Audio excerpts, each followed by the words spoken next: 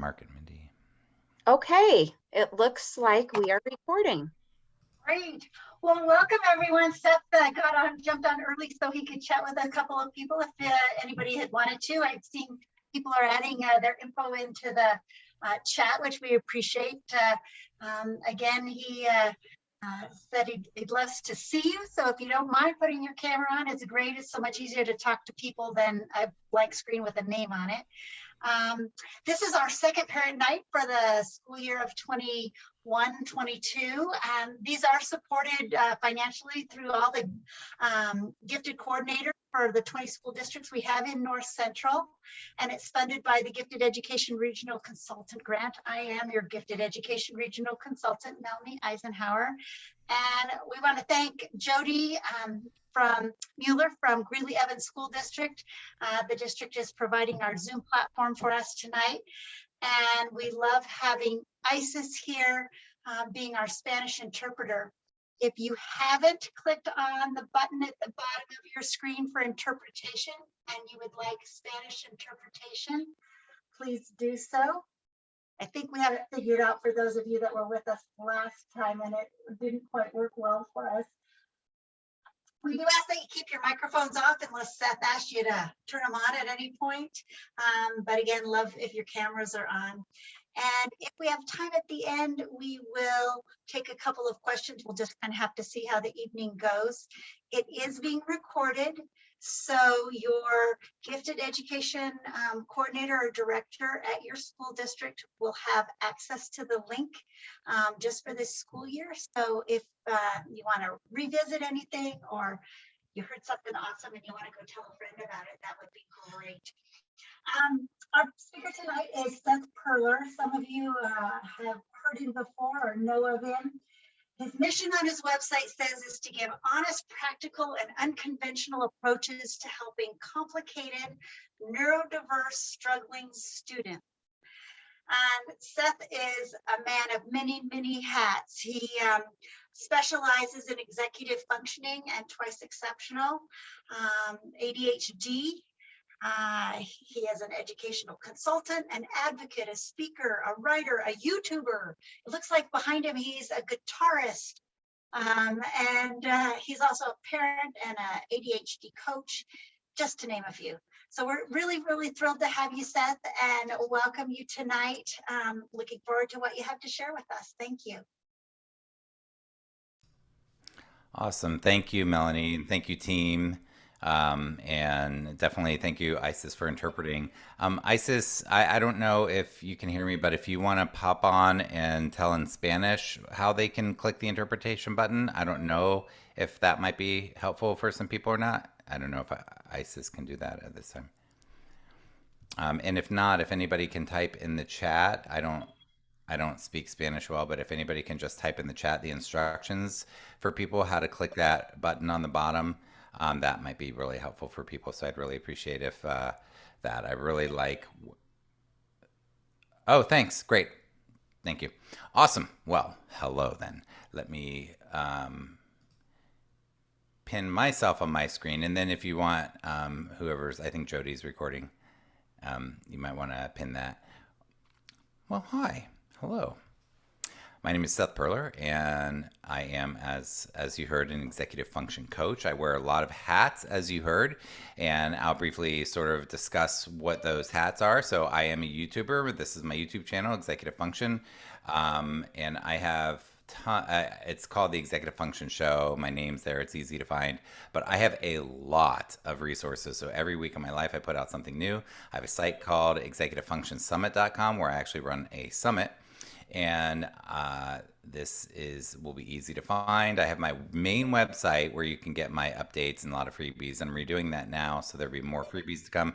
And then this is for you. I'll give you guys this in a minute because this will lead you to this page where when you click this button, it has a couple discounts for you. But when you click this button, it gives you what you're going to want today. I don't want to go over this page with you now because you don't need it right now. I don't want you to get distracted by that because I am going to be doing sort of back and forth from a PowerPoint here.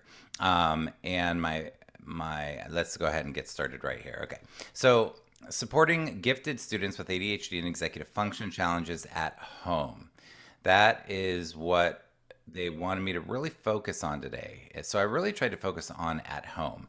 And I am going to be talking relatively fast. That is why the dog is drinking from the fire hose. I'm going to be going fast, like drinking from the fire hose means going fast. That was me when I was a child before executive function was an issue. And literally, for me, executive function became an issue or a problem in first grade. That is when my report card started saying daydreams, does not pay attention, unmotivated, doesn't try hard enough, and all of these messages that I was getting. So at this point, I was fine. And then I started having challenges fitting into the system. You are a lot of, mostly, I believe, parents who want to learn about this. And there's probably some teachers and therapists sprinkled in. Now, because this is parents, this is a just something that came in one of my Facebook groups at one point that is pretty telling and pretty common to see something like this in my Facebook groups. I'm exhausted. Our marriage is strained. Two phones and our computer are now destroyed out of frustrations with school at home by our 11-year-old son.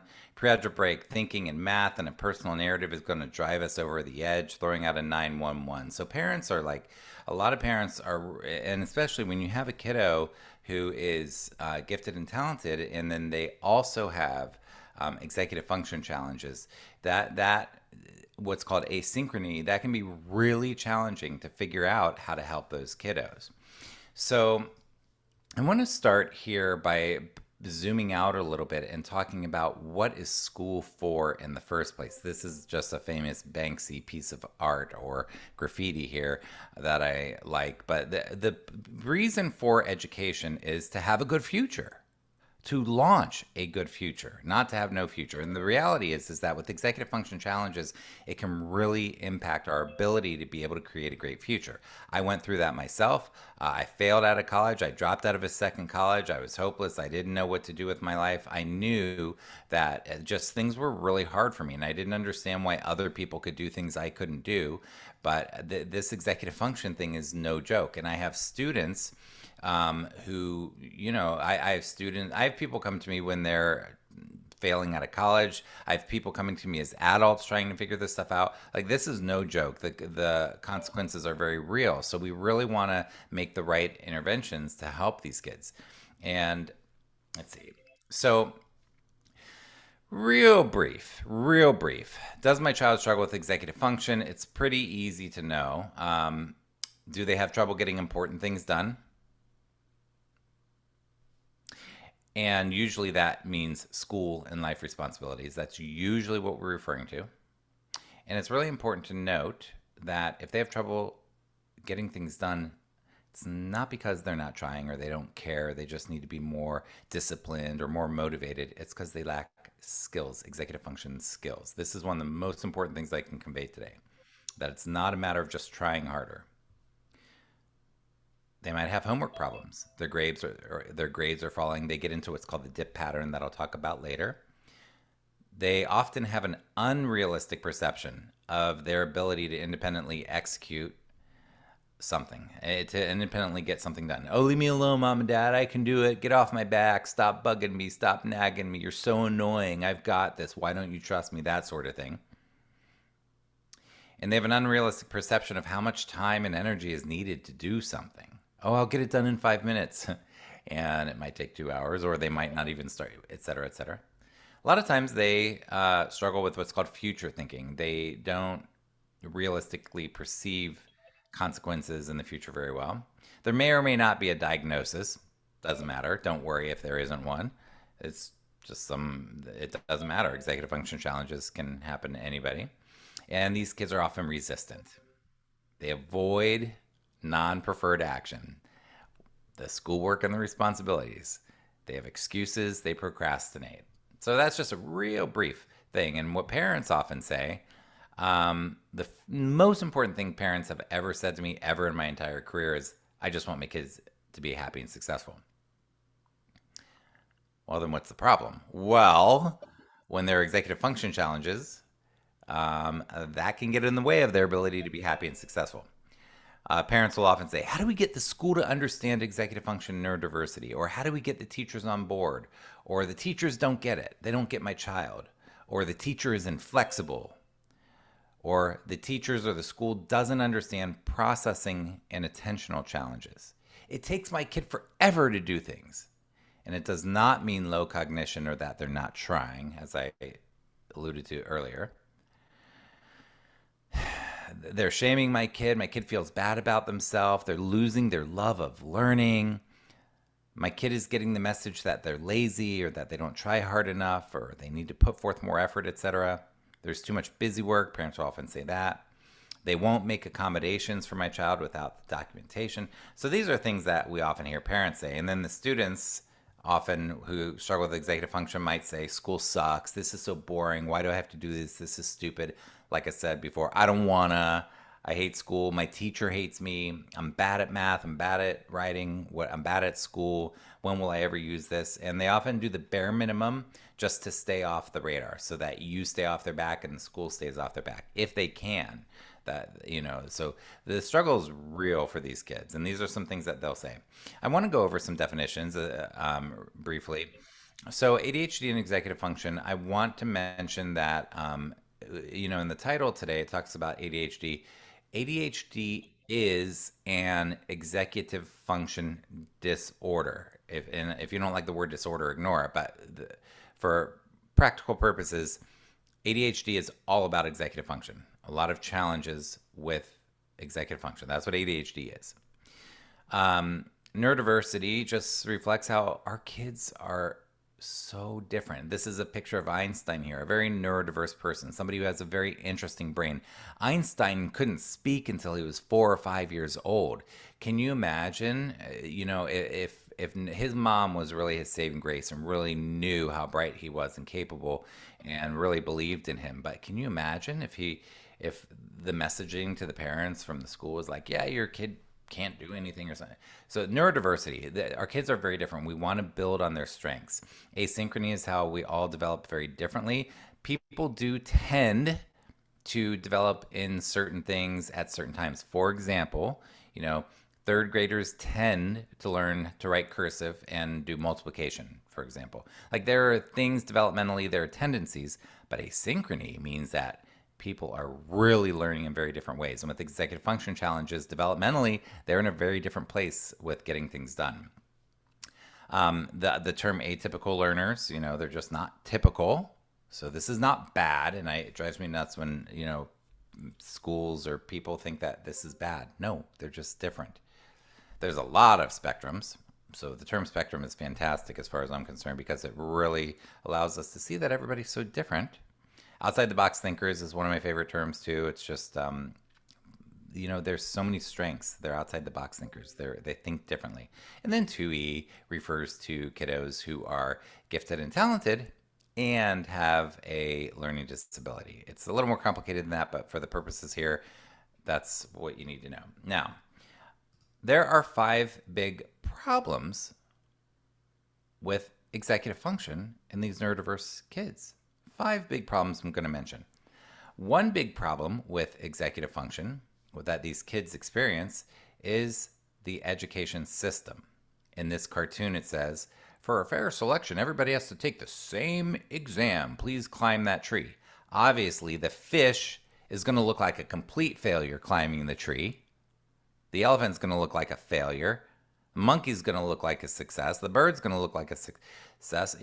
So our system doesn't, unfortunately, there are fantastic teachers out there. They may not even know what neurodiversity is or what executive function is, but there are fantastic teachers who may not even know what those things are, and they're amazing because they're full of heart. They get your kid. They take the time to understand your kid. And so thank goodness for teachers that are like that. But the system in general is way behind the times when it comes to these types of kids. Problem number 2 out of 5 is what I call the dip. And this is where it's pretty predictable. The semester starts off usually pretty good. And usually you're going to see this more in 5th grade, 6th grade, middle school, high school, college. You may not see it so much in younger kids. But essentially what happens is the semester starts off, often your kid's doing well. and they start to hit the dip. But parents don't know until about 6 to 8 weeks into the semester. And then parents find out their kid is failing. They have a bunch of zeros, missing work, incompletes, late work, all this stuff. And then they're trying to dig themselves out of holes for the rest of the semester. And then at the end of the semester, you have what I call pepper, which is you have your final papers, exams, projects, and readings. So not only are they trying to get caught up still, but they also have gigantic things at the end of the semester, and things can get really bad. So the dip pattern for these kids, this is what I see. If your kid goes through this, that's executive function challenges. Another problem that these kids experience is shame. Parents, teachers, society, we mean well, but many of us have been raised with shaming messages, and then we continue to share those with our kids. Even we mean well, but this is not working. And here's the messages that kids often get: you're lazy, you're unmotivated, you don't try hard enough, you're just undisciplined, you don't care about school. And these messages are big misunderstandings. They do not understand executive function. Problem with shame is kids can internalize these messages and start to think, I'm bad. I'm a bad person. I'm broken. I'm not good enough. There's something wrong with me. I'm stupid. I'm dumb. And that can really lead to this story in their mind really being like, I can't do this. I can't do that. I'm incapable. I give up. I'm not going to try. Why should I even try? And obviously, when we're trying to help them launch a great future and they start internalizing that they're just bad at things, they just can't do things, and they start getting better and better and better at their own excuses, that really can hold them back in life. So shame is a third problem. I love the quote, I've learned that people will forget what you said and they will forget what you did, but people will never forget how you made them feel. And I know for me, I can remember back to childhood, and I can remember how people made me feel about things. I'm sure any of you watching can as well. And our kids remember this, how people make us feel. So that shame can really go deep, but also so can the opposite.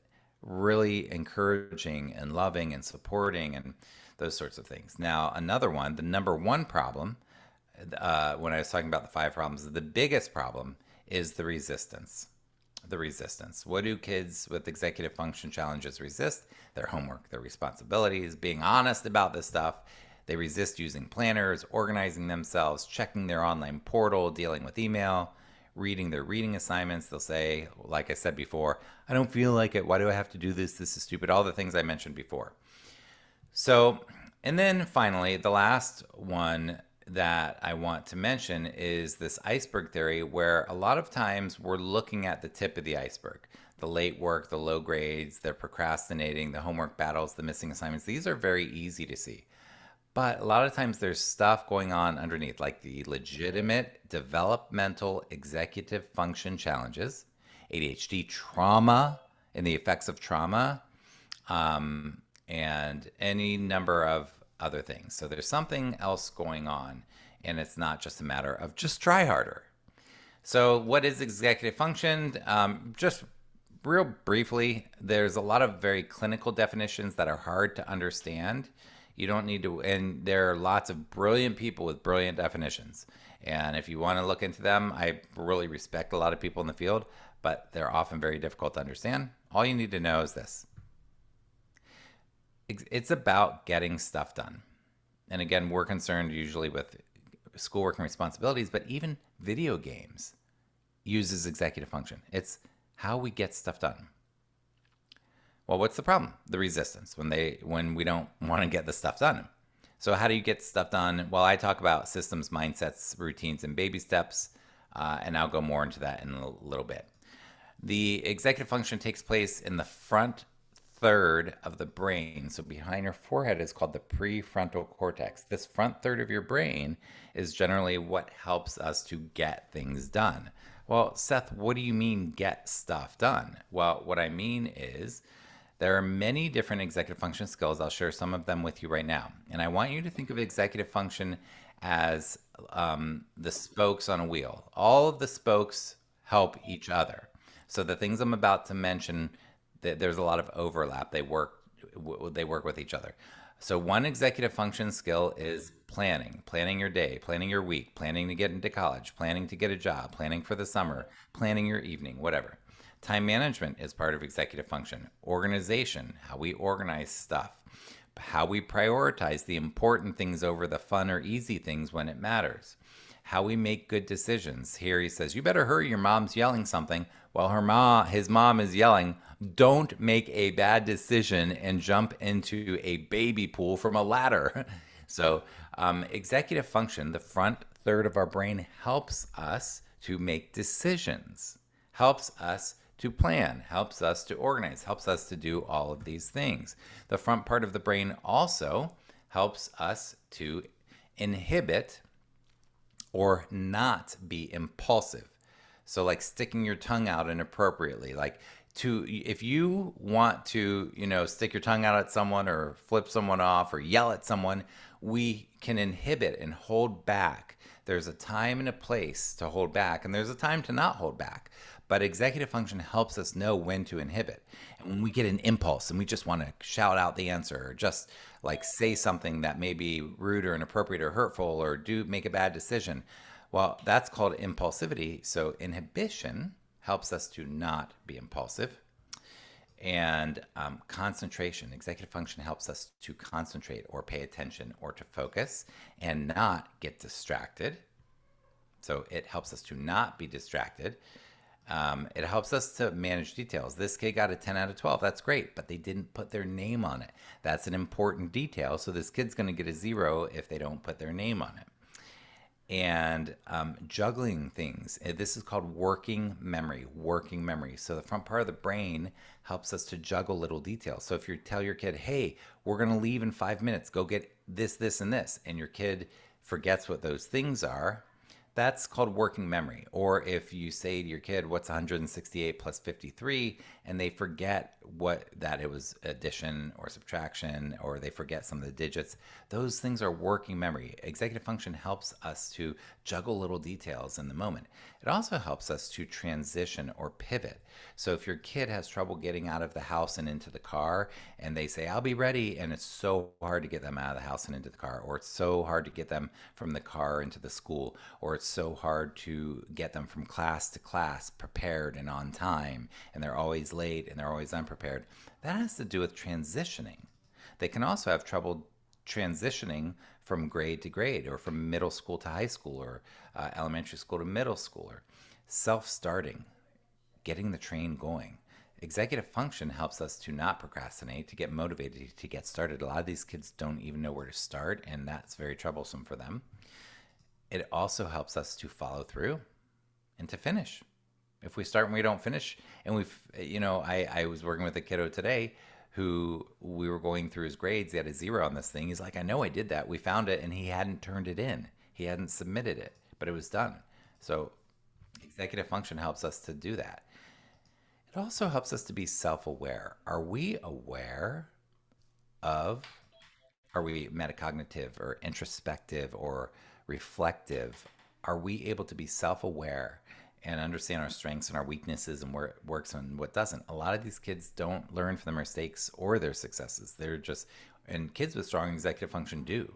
They take note of these things and learn from stuff. Emotional regulation or overwhelm is part of executive function. The front part of the brain helps us to regulate our emotions as well.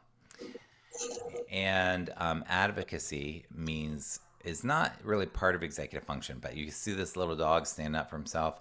Our kids with executive function challenges need to learn how to advocate for themselves, how to say, "Hey, teacher, I need help." And these kids are resistant, so they don't want to do that. And they certainly don't want you parents talking to the teacher, especially in middle and high school. So what do we want? Well, the hope is that is something like this. This is a text that I got from one of my students.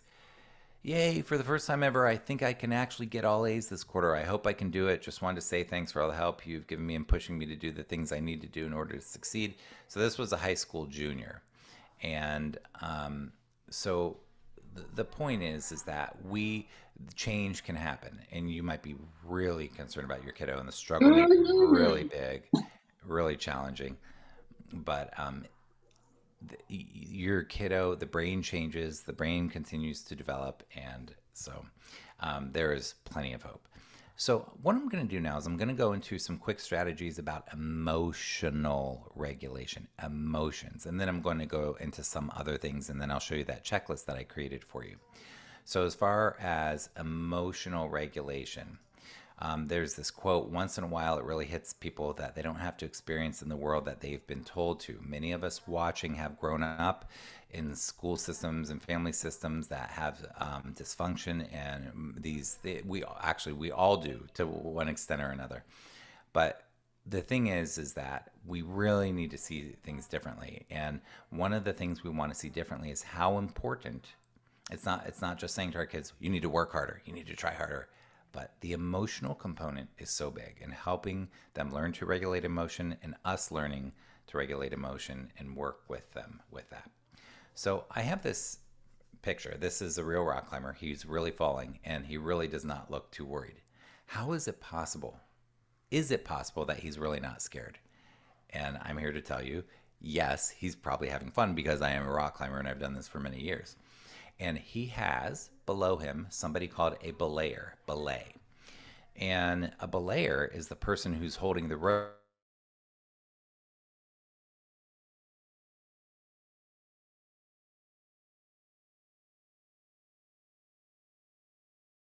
Was I muted?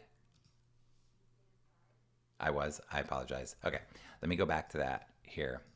So the belayer is the person who keeps this person safe, keeps him safe. This person is safe. These ropes will keep him safe.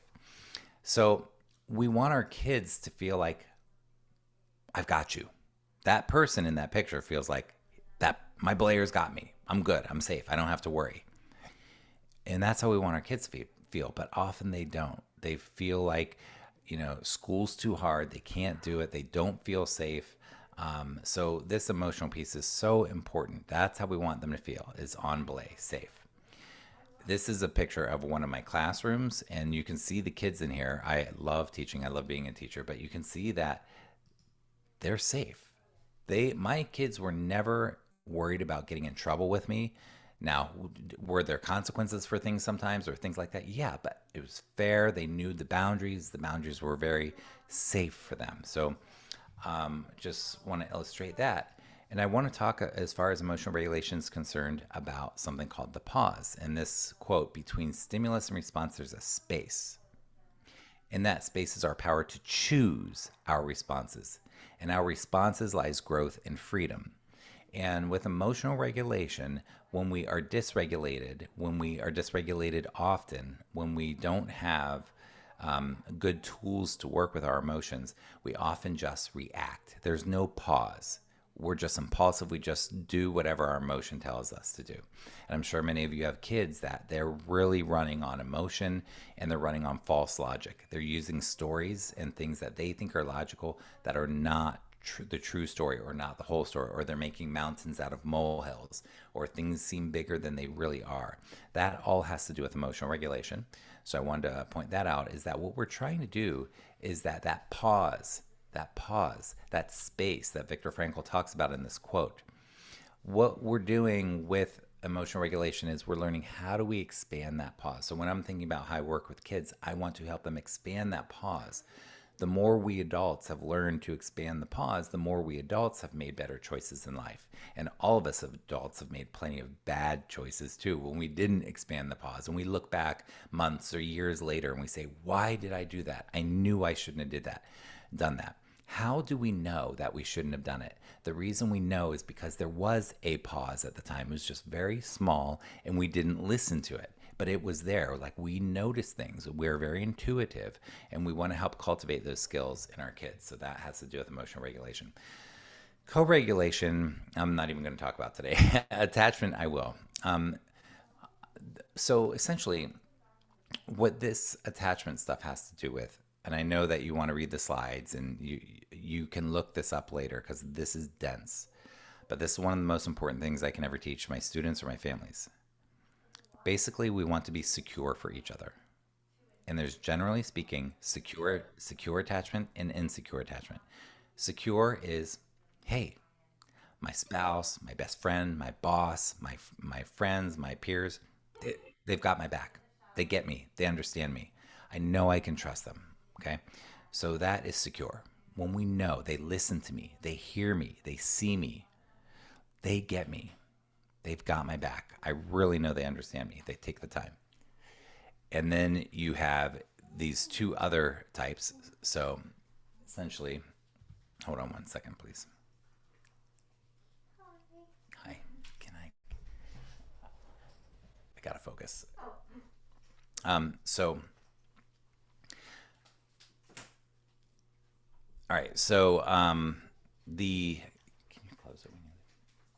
Sorry, somebody just popped in. So the where was I? Attachment. So there's secure and there's insecure. Insecure is anxious or avoidant. Now this is true. If you noticed my body language, I may have just looked anxious. Why? I was. They're showing my house today where I live. I'm moving to a new place in a month, and I knew they were coming, but they're in the room. I felt anxious. Okay, so it's not secure for me. And so there's the secure and the insecure. Anyhow, with our kids, that is one of the most important things ever. Is we want to build more of the secure. Now I'm going to start getting into strategies at home, and I know I'm going fast, and I'm sorry everybody, but I have a lot that I want to cover, and I do have that PDF for you. Before I give you that PDF, I'm going to go over a little bit of the strategies. So basically, the first thing I want to mention is what I call Frankenstudy, and that guitar is called Frankenstrat. It's this funky guitar, but he built it out of a bunch of different guitars. And the point here is that our kids are very different. They have very different needs. And we really want to look at them and see how different they are, how neurodiverse they are. And what we often do is we do cookie cutter solutions. We give everybody the same planner or the same folders or the same 3-ring binder, or the same curriculum or the same homework or the same test. Like that original picture that I showed you earlier in the presentation here. This one here, when I was talking about this, they're all so different, right? And imagine that we can really adapt. We can differentiate. We can personalize education. We can really, when it comes to executive function, give people different systems. Now, one of the biggest things I ever recommend is what's called clean slating. So if you want to help your kid with executive function, the clean slating refers to how we declutter, get rid of stuff. If your kid has executive function struggles, the best thing I could ever tell you is declutter everything. Do a backpack dump, do a bedroom dump, clean out their drawers, clean out their closets, get rid of the old clothes, old books, old toys, old papers, old things. Like, look, these kids who struggle with executive function, they struggle to systematize. We have to get as little stuff as possible. And I'm not saying don't have anything, but really look at what you need so that your kids can learn to manage what's manageable. So one of the best things I could ever tell you is when you start this process, start with the clean slating. Minimizing downsizing is just Steve Jobs. He always wore the same thing. It's just one way that he minimized and downsized in his life. Keep it simple as you can. Create visual homes for everything in your house or for your kiddo. Big, bright labels. Create visual routines and habits.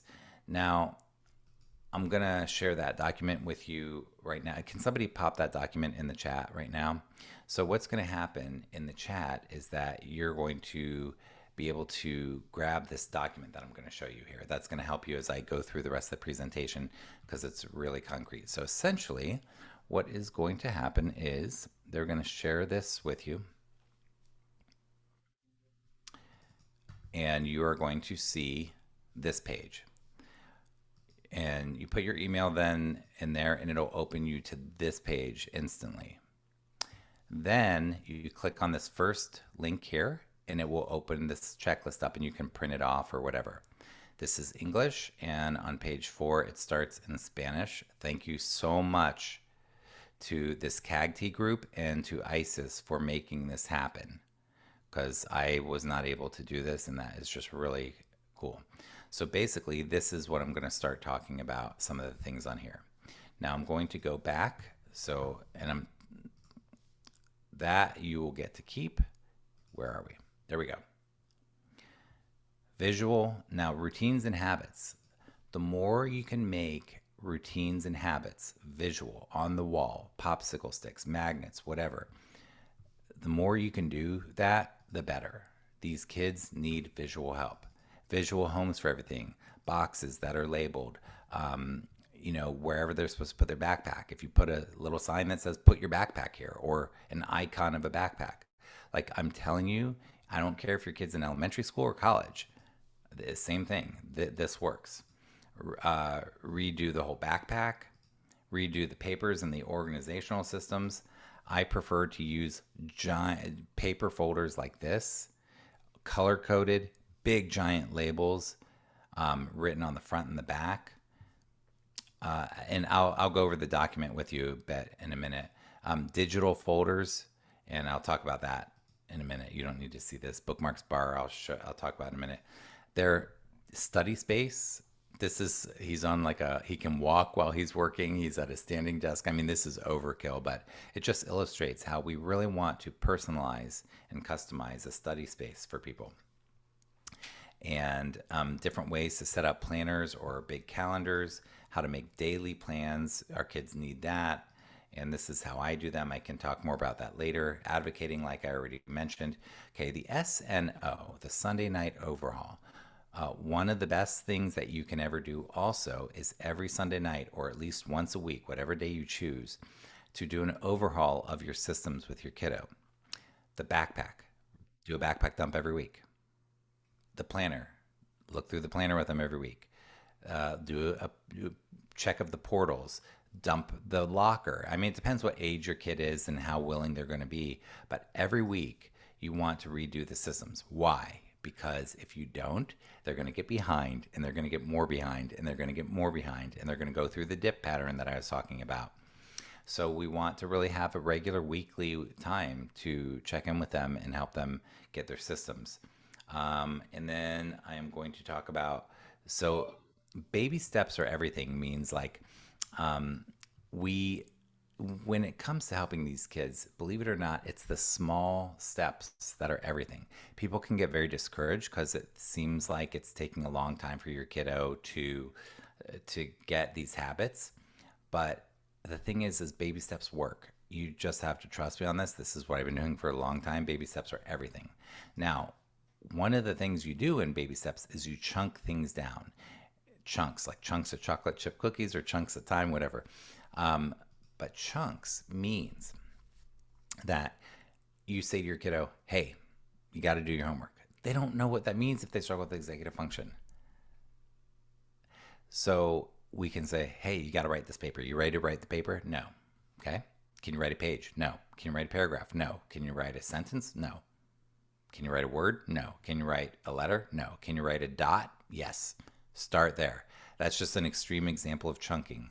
We really got to understand this is an emotional issue. And I chunk also with timers. So you can chunk two ways. One is with timers, with time. So you can say, can you do your homework for an hour? No. Can you do it for a half hour? Can you do it for a minute? Like, really, we have to figure out how to chunk things so that it's not overwhelming for them. A lot of what I do is really work with this emotional regulation piece. And a lot of the emotional regulation piece is how do we trick them? And then how do they learn to trick themselves into making chunks that are small enough that they can accomplish whatever they need to accomplish? So much of it is worrying about that emotional piece. So I just want to encourage you, chunk, chunk, chunk. Learn how to chunk by task and by time. Chunking by task would be like, okay, you got to do your math homework. You got 30 questions. Okay, that's overwhelming. Can you do the first 3? Can you do the first section? Can you do the first page? Like, how can we chunk things down? So task and time are the two ways we chunk, smaller tasks or smaller bits of time. And how do you start? This has to do with what we talked about before with getting the train moving, getting the train rolling, getting self-started. How do you self-start? Well, the trick is I don't motivate my kids. I never talk to my students about get more motivated. You need more motivation. I never talk about that. Why? It doesn't work. It doesn't work. What works in terms of getting started is Chunking is dealing with the emotional piece, understanding that your child is overwhelmed. And if you want them to get started, they don't know where to start. They really literally don't. So helping them learn how to break things down, how to chunk things down, how to plan is where it's at. And the next one is do your own deep inner work. And what that means is that, so there was this one, so we had the chunking, getting started and not motivating them, and then do your own deep inner work. What that means is that we adults have our own baggage. All of us, we've all grown up with it to some extent or another. And we push our kids' buttons, they push our buttons, we say things we don't mean. We all, it's not, there's no shame in this. But when we do our own emotional regulation, our own therapist, our own, self-development, our own support groups, our own, things that really help us to work on us, they see and feel that. And that's really what we want to do is one of the best things we can do is do our own work, our own stuff on us. That is, I can't recommend it enough. And next, the last thing is the most important thing. And the most important thing, as far as I'm concerned, the most important thing of all, if I could leave you with one thing, if I said forget everything I said today, and the most important thing of all is your relationship with your child. It's the relationship. Who cares about grades? Who cares about executive function? Who cares about all these things? The most important thing is building the relationship, building the healthy and secure attachment, like when I was talking about attachment theory on that yellow slide. Doing our own deep inner work so that we're more present and available, enjoying time with our kids, quality time with our kids, laughter with our kids, joy with our kids, connecting with our kids, listening to them, their emotions. They're not always trying to be like, you got to get this done, but really it is about the connection, the relationship. That's the most important thing of all, is the relationship. Now I am going to go into this. So I basically told you most of this.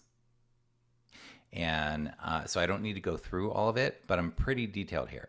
So the question was, how do we do this at home? Here's what you do. First of all, I want you to set up the browser, whatever browser you use, and because a lot of school is online nowadays, and do these things, A, B, C, and D. So get all your relevant school links and put them onto what's called Bookmarks Bar. I don't have time to teach you this, but it's all here for you.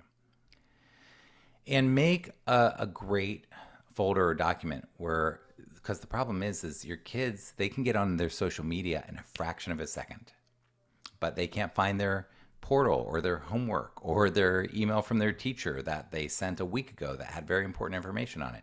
Well, we need to get the browser set up well. We need to, anyhow, you can read through these things. It's pretty straightforward. The next thing we want to do is create a sacred study space. And that means that whether it's in the kitchen table, in their bedroom, in the basement, whether it's in the middle of the living room, as best we can, we need to have a place that's sacred where they can concentrate, where there is no distractions from parents. Parents, we can be distracting. But where there's no distractions from parents, from siblings, from whatever, and where they can really focus, concentrate, pay attention, focus, study, learn. So as best we can, we want to make a sacred study space. And then I put some ideas for that. I'm going to talk about the launch pad.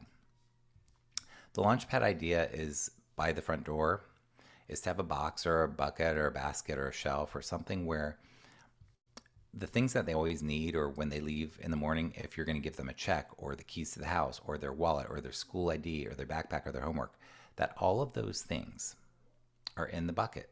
They're ready to go. So All right. So next thing is the backpack and the folders, and do the dump and get that reorganized. Get the planner reorganized and reset up. Declutter, like I said before, and these are some things you can declutter. Definitely do their inbox with them. I really recommend emailing teachers proactively because teachers are not mind readers. And if you email them and say, hey, please help our kid with this, what do we need to know? So proactively email teachers every semester. Print and post certain things like the routines. Go get what you need from the store for this upcoming semester. And finally, the relationship. Create traditions for connection and fun and temperature checks with your kids and high lows where you're asking them how they're doing and overhauling their stuff and like really connecting in fun ways. And then I have some things that parents can do here. And I can't go into all of these, but they are there for you. And I didn't tell you what 3-to-1 is. I'll finish with this 3-to-1. The 3-to-1 rule is this. Every day, say 3 positives to every 1 negative to your child. So if you're like, your room's a mess, you want to be like, but I'm so proud of you for this, this, and this. I love this, this, and this about you. You really want to think about, statistically, they say that kids hear about 30 negatives to every 1 positive. That's astounding. That's really not helping. So the challenge is try to switch it and do the 3-to-1 rule. And that's all I got, Melanie. Awesome. Well, Seth, can you tell them a little bit about your website as a great resource and some of the pieces with that? I know that's something that people in my region have commented about how helpful it is to receive your newsletter.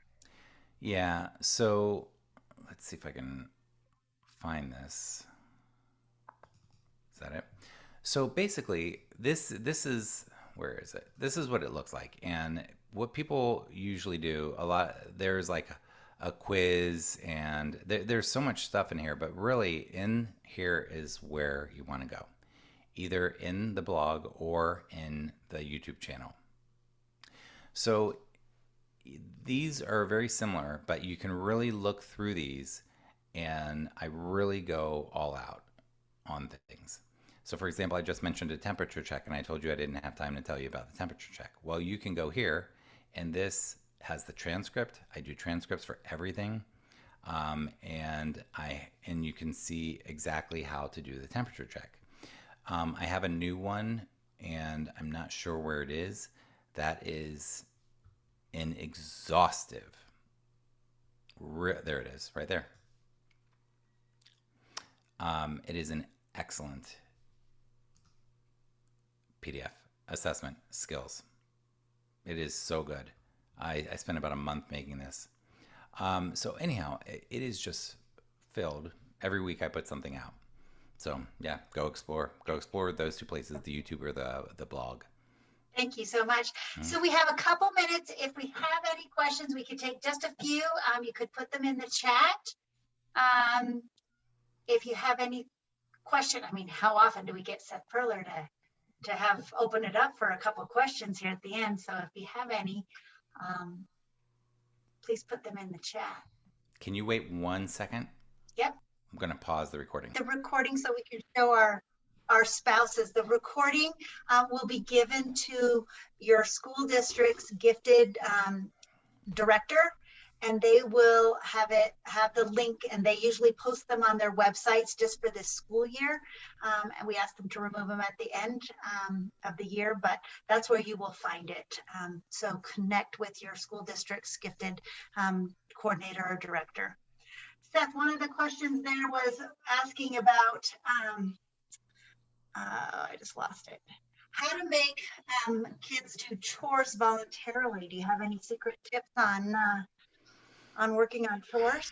I mean, that is that's a matter of buy-in, right? So they're not going to do it voluntarily if they're not bought into it. So changing the whole dynamic to get buy-in is really I would say a complicated issue that's going to take time.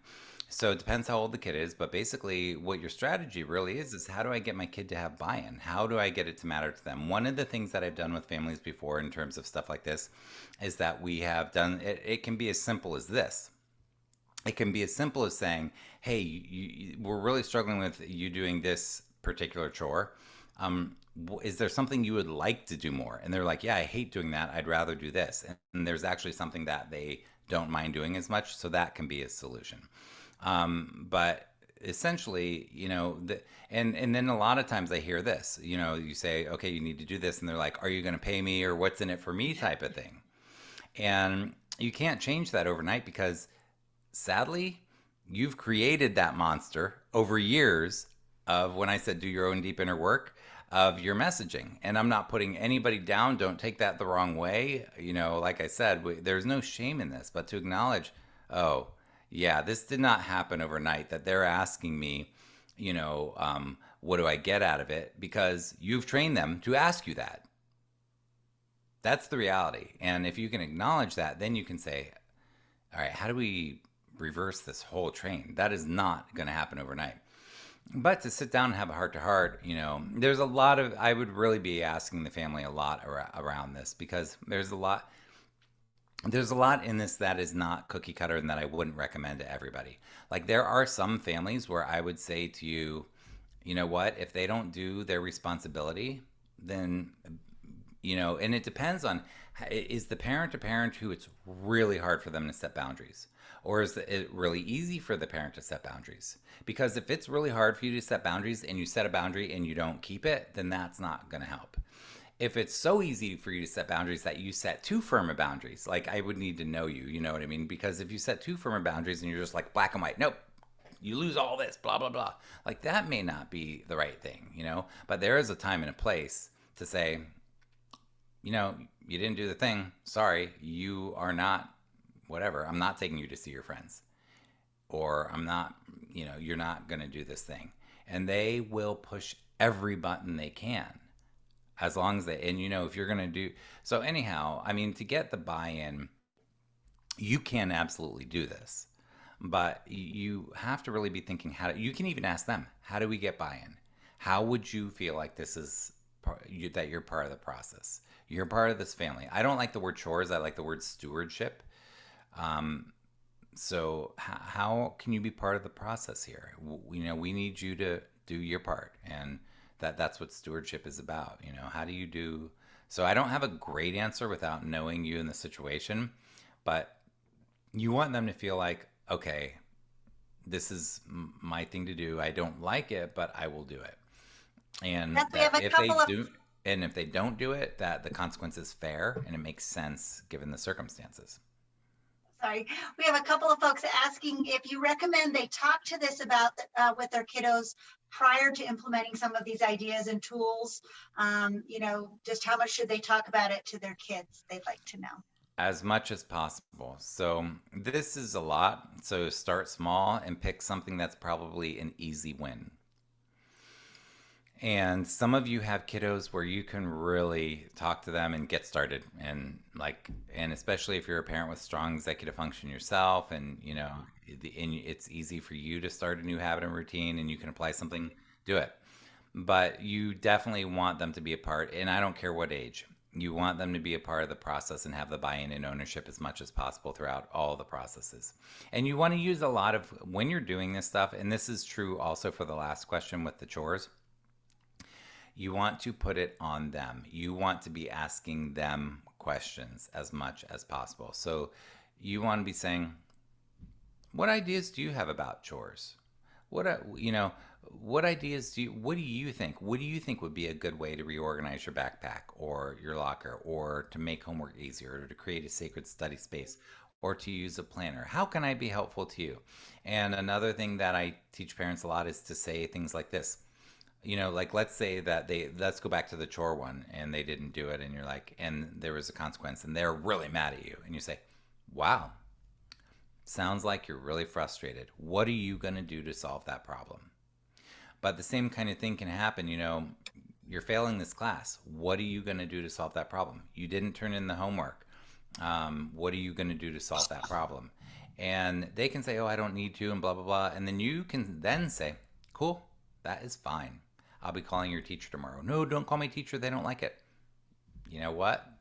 You're not doing anything to solve the problem. So I'm going, and this is not, I'm not saying this in a condescending way or in a threatening way. It's very black and white. It's just like, wow, we need to solve this problem. And this takes having these conversations many times over. Now, it does not happen overnight, but it happens. So, did I answer that question? So we have one from Gabby that's asking, do you have any specifics for tech-related impulses? It's so hard to have kids on their devices for school nearly all day, but all the distractions both at school and at home on the school device is so hard to regulate. It is one of the hardest things for me to give you good answers on, because there aren't good answers. We're giving somebody something with such interesting distractions and then asking them to focus on something that's not nearly as interesting. And it's really... we've really painted ourselves into a corner here as a society with this stuff. I don't have great, I mean, first of all, the buy-in. Second of all, the chunking that I talked about. Third of all, know when to you're helping and when you're not helping. So there is a time and a place when you could like click submit for them, or you could do things like that. And figuring out like how can you remove things from the computer. But I mean, that can cause all kinds of battles. And I have kids who can like do things technologically that are beyond what most adults can do, and they can figure out ways around everything. So I don't have great answers for that one, sadly. Okay, so we have one last one I'm going to give you, which is, my son has developed so much anger towards school in general. He has a mental block against it now. How do we help him change his outlook? Well, hold on one second. Let me close this door.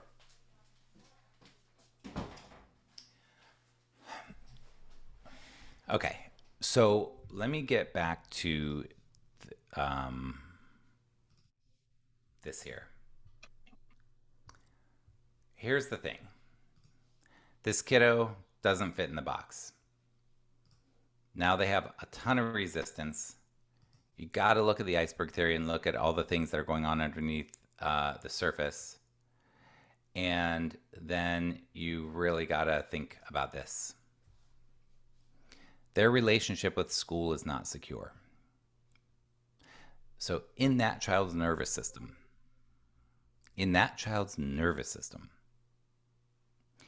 they have a perception that they are not safe, that they're being threatened. And they've sort of generalized it to school in general, even though there may be great teachers and people that are really good around them, but they've generalized it in their mind, in their own story. So how do you change that? That's hard. You need to start with therapy and school counselor stuff now. I am telling you, I've seen how this goes in a year, 2 years, 3 years. Start now if you haven't already. Take it seriously. So that's the first thing I'd say. Second thing, do your own deep inner work, because the more you do your own deep inner work, the more you are going to be secure for your child, and your child needs that so bad. And that goes to what I said, the most important thing is the relationship. Build the relationship, and then consider other schools. But the problem with other schools is all schools look good on paper. All schools look good on the internet. Also, you can have schools with an A rating, and for neurodiverse kids, that's a horrible place for them. And you have a school with an F rating. You got teachers with more heart than you can imagine that make your kid feel like the most important person on earth and completely turn things around.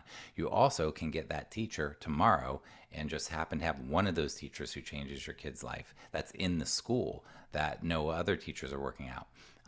It's usually not that black and white. It's not usually all the teachers are not working and stuff like that. But your kid is their mind, their story, their narrative is generalizing that this sucks, school sucks, I hate it. So it's so bad. So their nervous system is not going to just change. They really need a lot has to happen. This is going to take time, and you need to acknowledge that now.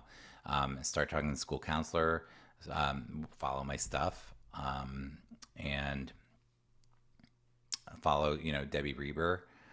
There's some great podcasters and authors and stuff out there. But yeah, just changing to a school. I've seen so many families change schools, and it's just moving to another one that doesn't work out because it hasn't addressed, in this case, the nervous system that's dysregulated and perceives this as a threat. But take So it Seth, I seriously. did have someone that asked twice, so I want to make sure I got it in. If you have information for parents and children who both have ADHD. I do. I have vlogs. I don't even know what they would be called, but scan through my vlogs. Yep. Okay, That great. comes up a Thank you. lot. So I have some vlogs on that. Well, I think, and I'm also seeing it from the thank yous that are being posted on the chat, Seth, that this has been a great evening. You came through with that honest and practical that you promised as your stated mission on your website. We really appreciate you sharing with our region tonight. And I think that you gave us lots to think about, and wow, an incredible website with resources that are so abundant. So I encourage everyone to take time if you have more questions or just want to just browse through it. There's a lot of stuff in there. And I also thank all of you for spending the evening with us. If you have topics that you're interested in, please let your gifted director or coordinator know, because we love doing these parent nights and we find fabulous people like Seth to come share with you. So let us know topics if there's something that you would really like to make sure that we have for our next one. Again, thank you, everybody. Thank you, Seth. We really appreciate it. And Jody for the backside tech, and Isis for the backside interpretation. Thank you all. Have a good night. Thanks, everybody. Take care.